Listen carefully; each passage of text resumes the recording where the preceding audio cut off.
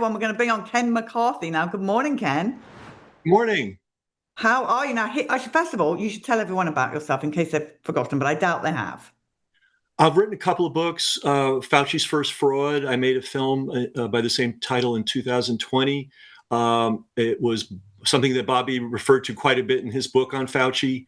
I think it, along with Celia Farber and some other people, we helped Bobby see that the AIDS component of the COVID fraud was huge, and he put quite a bit of chapters on that subject. And you've So got a new that's book out now, though, right?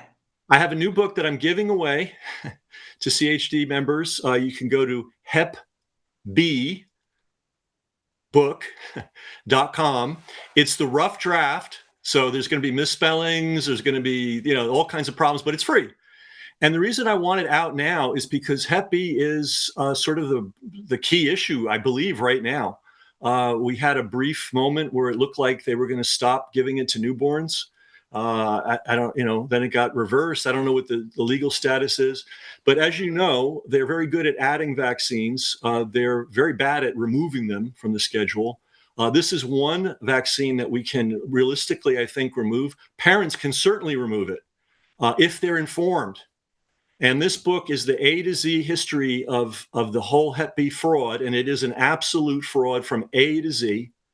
And it is exactly in the way I came to this is when I saw COVID come, I said, wait a minute, I've seen this Fauci guy before. By the way, I'm 66. So I was in my 20s in the 1980s in New York City. And I lived through the terror campaign that if you ever had sex with anybody, you probably are going to get AIDS and die. In fact, it was Oprah Winfrey who went on TV on her 40 million person show and told the audience that by 1990, 1 out of 5 of them would be dead from AIDS. That's the level of terror campaign they threw at us in the 1980s. So I knew who Fauci was. I know Gary Null. I know Celia Farber, one of the great writers against the AIDS fraud. So I was aware of this for a long time as a consumer of the information. So when Fauci came along, I said, okay, it's another fraud because it's Fauci. And here's the deal. To have a fraud, you need a fraudster. And that's Fauci. And a fraudster needs a playbook. All right. So what's the playbook? The playbook is very simple. We've discovered an exotic new virus from a bizarre source, a flying, a pig or a bat, or in this case of Hep B, it was from an Aborigine. That's not a bizarre source, but it's exotic to us just as we would be exotic to them. They found an antigen in somebody in Australia. And the guy that found it thought it caused leukemia and leprosy. And then they decided, no, let's make it cause Hep B. Now, Hep B is actually a modern name for something called serum hepatitis. Okay, hepatitis, ancient disease. It's real. It happens. It comes from contaminated food, contaminated water. Hippocrates talked about it. The Chinese talked about it. Nothing new there. But in the 19th century, there was a new kind of hepatitis. And after a while, they gave it the name serum hepatitis because they knew it came from injections. Okay, this new brand of hepatitis, never before seen or at least reported on the planet. And we had a lot of good doctors, Chinese, Persian, Greek. They're pretty astute guys. They never saw this until we started sticking things into people's bloodstream. So they called it serum hepatitis. And that got changed to hepatitis A comes from the water and the food. Hepatitis B comes from bloodborne disease. Okay. So then what they did, and it's the same thing as COVID, the same thing as HIV. You can have this thing in your blood when they do a test, and you can have 0 symptoms. You're not sick in any way. You'll never be sick in any way for the rest of your life. And it usually clears up by itself. Okay. But what they did was they said, this is actually the leading cause of liver cancer. They just pulled this out of thin air. I mean, now it's known to be a fraud. But the AIDS and the Hep B thing were happening at the same time. We had the explosion of 24-hour news reporting with CNN, never before in history. And CNN needed something to put on that channel. So they put AIDS hysteria, HIV hysteria. And AIDS is, collapse of the autoimmune system, absolutely real. I'm going to say does not come from a virus. In fact, you had somebody yesterday that said the same thing, a former reporter for the Times of London who studied it his whole life. So it's the same playbook. We found this, we missed this virus. We'd never seen it before because it came from such a weird place.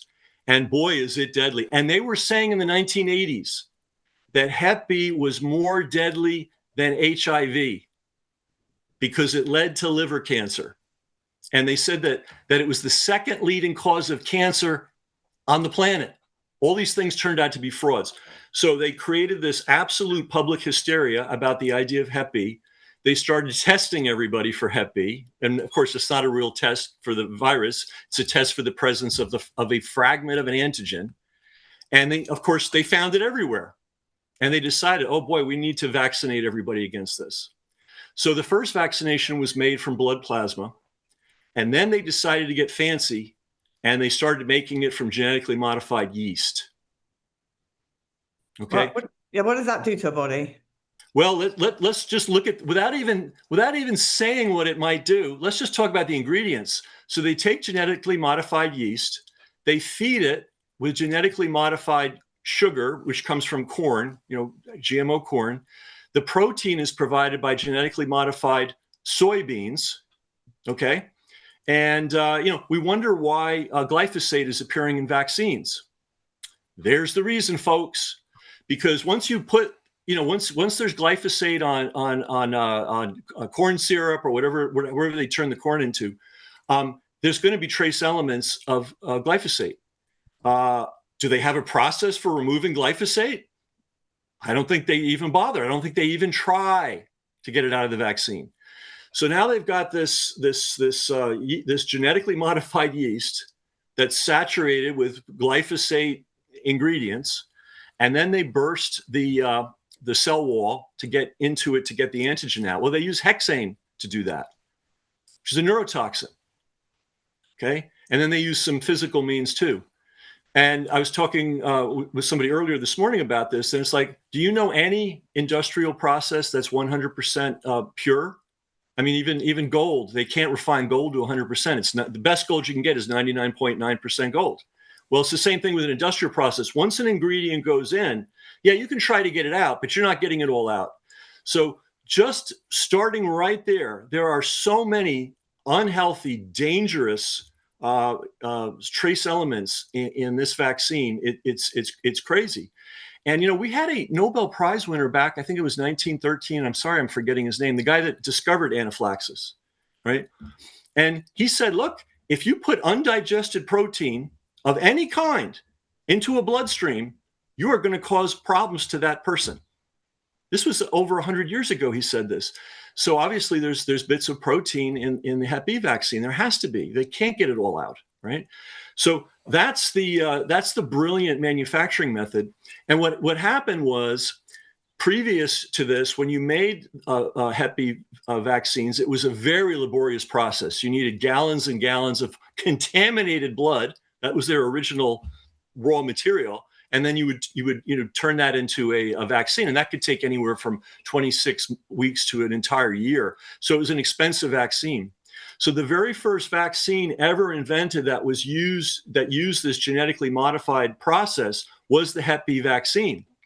So they went from having just a handful of this, and they used it very sparingly on, it was originally like if you were an intravenous drug addict and you were a street prostitute and you had hemophilia, that your private physician might say, you might want to get this vaccine.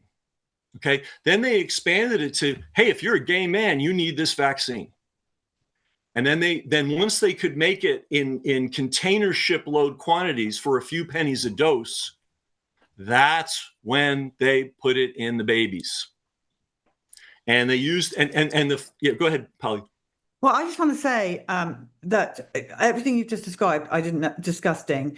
And they put it in the newborn baby. And when I was on the bus, met these two beautiful boys. They were 2 years old, and they couldn't even hold their heads up. All they'd had is a Hep B vaccine. So I'm so grateful that you are slamming this out there, because people have no idea. And even now, Ken, the young mums that do have their babies in hospital are still saying that Bobby Kennedy's crazy and that the babies need the Hep B at birth. So the hospitals are not on board with the CDC's recommendation that they don't have it. No, obviously, I mean, they have a whole assembly line. And, you know, they put this thing, vitamin K. They also have a vitamin K injection. That came first. And that it's literally an assembly line, right? Well, we're already given the vitamin K shot. Now we can just easily slip this thing in. Now, the thing is that it looks to me from all the, so there's a bunch of different elements that promoted this. Number one, the military, okay? The military wanted a cheap Hep B vaccine. They've wanted it for a long time. They want all kinds of vaccines. And they did something remarkable in World War II, just 4 weeks after Pearl Harbor. They injected 300,000 troops with the yellow fever vaccine, and they gave over 20,000 of them what they called serum hepatitis, and dozens of them died. So I'm sure a guy at the top told what's the guy, the general, the medical general, what are they, the Surgeon General? Surgeon General, yeah. You know, said, look, solve this problem. So what they did during World War II is they took conscientious objectors and they said, hey, you know, you can volunteer for this noble cause. And they set out to deliberately infect them with hepatitis in either through blood or through other ways that you can get hepatitis. And they made these men sick. This is unprecedented. This is such a violation of medical ethics that when the Nazis were on trial, in the doctor's trial, they pointed to what the U.S. had done to these conscientious objectors and said, look, you guys did the same thing. How can we be on trial for the same thing that you did? Okay. So then what happened is they moved it to prisons, Joliet Prison in Illinois, and they continued to infect people with hepatitis. And then they moved it to Willowbrook Institute. Now, those of you that grew up in New York City or in the New York City area, or you kind of know your history, know that that was an absolute, it was in Staten Island, it was an absolute hellhole. I won't even describe the horrors that went on there. It was an institution for children with severe intellectual impairment. And they were experimenting on those children there. They were injecting them and deliberately trying to infect them with hepatitis B. And the guy that did that is a guy named Krugman. And they were funded by the U.S. military. And the U.S. military didn't just provide the funds, they also pushed the agenda and ran cover for this guy. Now, he eventually got caught. In fact, it was Robert Kennedy Sr.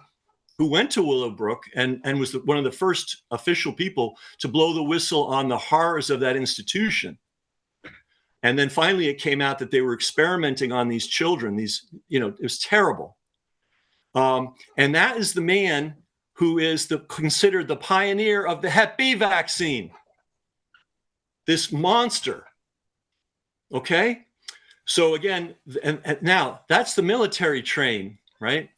There was another train. There used to be a thing called eugenics in the early 20th century. And it, you know, it was big in England, big in the US. The rich people loved it. And the theory was there are good people and there are inferior people. And we need less inferior people. So let's figure out how to get rid of them. And one of the ways they figured out how to get rid of them was forced sterilization. And there was actually a law passed in California. We were talking about California earlier off camera. That enabled forced sterilization. And California was the #1 state for forced sterilization. Okay. So when the Nazis took the eugenics thing a little too far, the Americans had to rebrand it. And they called it population control. And the Ford Foundation loved it. And the Rockefeller Foundation loved it. And they were over in India. And they decided, you know what? Voluntary prophylactics, or I forget what you call it, doesn't work. Sterilization is really the way to go. So they taught the Indians how to sterilize their people. And believe it or not, Indira Gandhi, not the best person in the world, when she did a kind of like a lock the government down, and her son went bizarre and went and did mass coercive sterilization. They would surround a village in India, 3 o'clock in the morning, with bullhorns and say, all the men come out now and bring your sterilization documents. If you couldn't present a sterilization document, they took you on a bus and forcibly sterilized you. They did this to women too. And then when you were done, they'd hand you some painkillers and send you home. Okay. So why am I bringing this up? The very same people who were big on population control. And by the way, once that came out, they had to change the name population control. That story was a big story decades ago. People knew about it. It was everywhere, and it was a horror. So they had to rebrand again, and they called it global health. Global health. And some of the very guys, in fact, one specific guy, his name is Mahoney. I've some last name Mahoney. He's one of the people that works with Peter Hortense. They're at Baylor. They're the ones that are writing letters about how crazy Bobby is for trying to take the Hep B vaccine off. This fellow went from Ford and sterilization programs straight into immunization programs. And his first project when he left the Ford Foundation was the Hep B vaccine. So you have the military wanting a cheap vaccine. You have these former eugenists, population control, now global health people, and they made this conscious decision. They said, "Look, we'd like the rest of the world to be healthy, but getting them water and safe water and decent nutrition, it's just too expensive. It's not going to work. The only thing that's going to work is to immunize them." So Merck got a deal. I see my time's coming up. So Merck got a special deal. They did an end run. And this is how America got the vaccine. And I'll tell this really fast.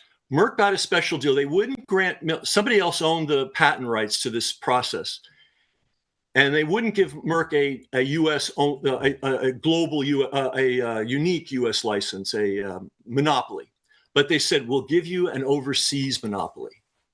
All right. So this guy Mahoney and a whole bunch of CDC people and USAID people went to Indonesia. They went to Thailand. They pumped these kids full of Hep B, and they generated data. And then they brought the safe and effective data back to the United States. Now, remember, there was a horror campaign, a terror campaign going on at the same time in the 80s. Worse than AIDS. Everybody's going to get it. It leads to liver cancer. Okay. So they took that bogus data and that hysteria, and they went to the committee of vaccination. I always forget what you call it. And then they ran it right through. And next thing you know, American babies are getting the Hep B vaccine at birth. They do this in 110 countries. They don't do it in England, I don't think. They don't do it in Germany. They don't do it in Switzerland. They don't do it in France. They don't do it in Spain. They don't do it in Japan. They only do it in poor countries that didn't have the ability to push back. And so I see my time is up, but that's the basic shape of how this happened.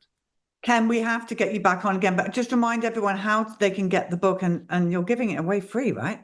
I'm giving it's my rough draft version, so a lot of misspelling. But it's free, so you get and then you come to hepbbook.com.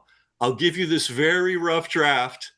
You'll give me your email address. When the regular book is ready, I'll just let you know so you can buy it. I hope that when this book comes out, it gets support, because this is what we can hand new mothers or mothers to be.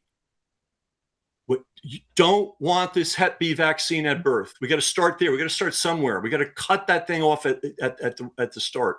So anyway, that's my Ken, thank you for all the work you've done, all the brilliant books, and what the nurses saw as well. That was amazing. So thank you for all the work that you do, and we will definitely, without a doubt, get you back on again soon.